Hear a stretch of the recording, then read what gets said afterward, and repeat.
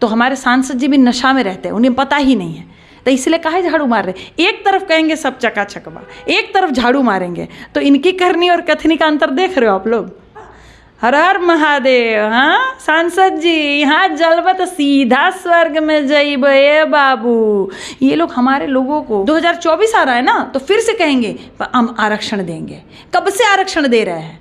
हम बस 1 साल में आरक्षण देंगे, हम 2 महीने में आरक्षण दे देंगे, बस हम कुछ ही दिनों में आरक्षण दे देंगे। कब से आरक्षण दे रहे हैं समाज को? मिल गया समाज को आरक्षण। ये तो जा रहे थे लखनऊ में भी कि आरक्षण की सौगात मिलेगी, है ना।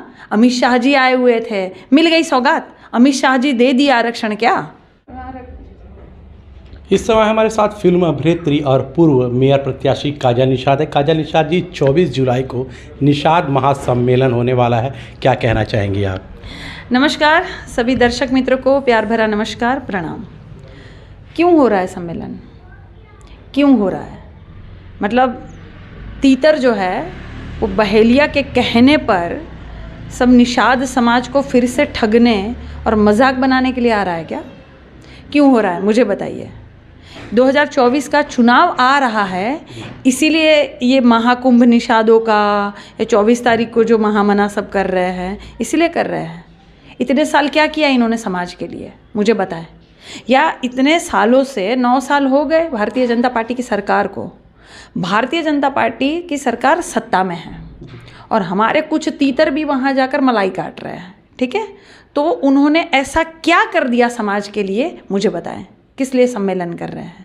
कुछ लोगों को और फंसाने के लिए, या बहेलिया के कहने पर वहाँ जाकर जाल बिछा रहे हैं?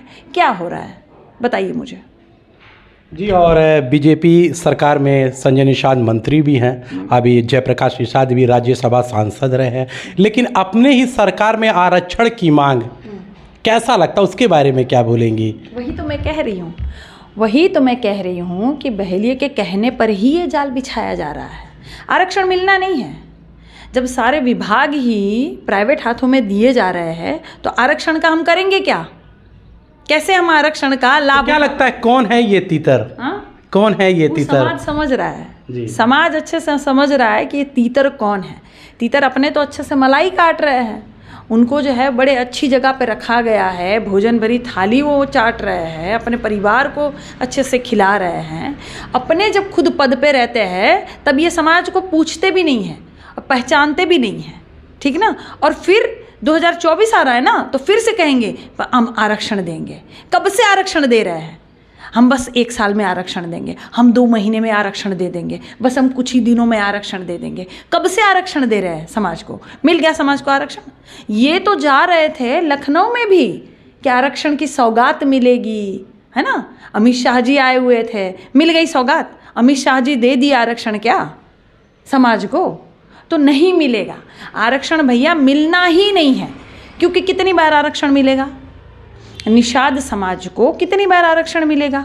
1 बार देगी ना सरकार, 2 बार काहे देगी? तो 1 बार तो मिल चुका।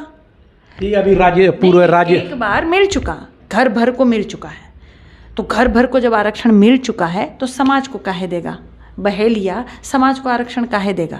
जब तीतर के जरिए तीतर को ही सुख मिल चुका है तो समाज को बहेलिया आरक्षण क्यों देगा?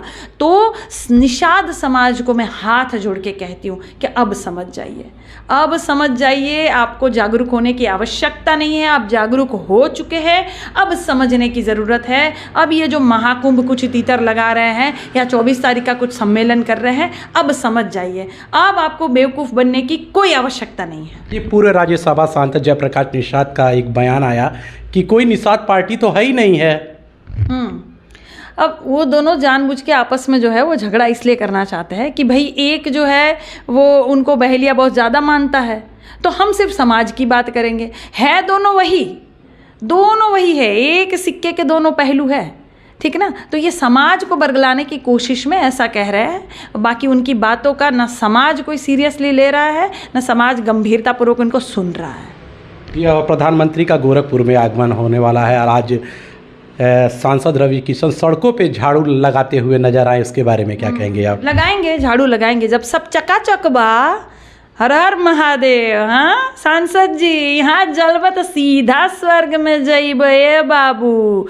ये लोग हमारे लोगों को जलाकर मुआने में इनको बड़ा सुख मिलता है। ये जितने भी SC ST और OBC के लोग हैं वो जितना तकलीफ़ में होंगे इनको बड़ा मज़ा आता है, पता नहीं क्यों, ये शुरू से इनकी मानसिकता है, ठीक ना। तो रवि किशन जी जो है वो अपना घर से सीढ़ी लाए हैं स्वर्ग का। हाँ सीढ़ी बनवले बा एकदम बड़का, ठीक है ना। तो वहाँ स्वर्ग में पहुँचाएंगे लोगों को जिनकी मानसिकता ऐसी हो। आप सोचिए कि जिनको मज़ा आ रहा हो लोगों को जलाने में, मराने में, जिनको मज़ा आ रहा हो वो कैसे मानसिकता वाले नेता होंगे। और सब चकाचक बात हाथ में काहे झाड़ू बा हो, काहे झाड़ू बा, सब चकाचक बा। तो तनकी बारिश होती है तो काहे सब नाली लबालब भर जात बा। अभी 2 दिन पहले ही राष्ट्रीय अध्यक्ष जी का हमने जन्मदिन मनाया, शुभ जन्मदिन। तो वहाँ मैंने देखा कि पूरा एक ही बारिश में, पहली ही बारिश का सब मुबारकबाद दे रहे बारिश की। और मैं देख रही हूँ कि पूरा प्रेस क्लब जो गोरखपुर की धड़कन वाला एरिया है और वहाँ देख रही हूँ पूरा लबालब पानी भरा हुआ है, 4 पहिया उसी में जा रहे हैं, सब परेशान है, ट्रैफिक जाम हो रहा है। तो सब चकाचक बा तो झाड़ू लगावे कौन जरूरत बा सांसद जी के, ठीक है ना। तो मैं एक बार पहले भी बोली थी, अभी भी बोल रही हूँ, ये नशा करके बोलते हैं, ये गांजा मार के बोलते हैं।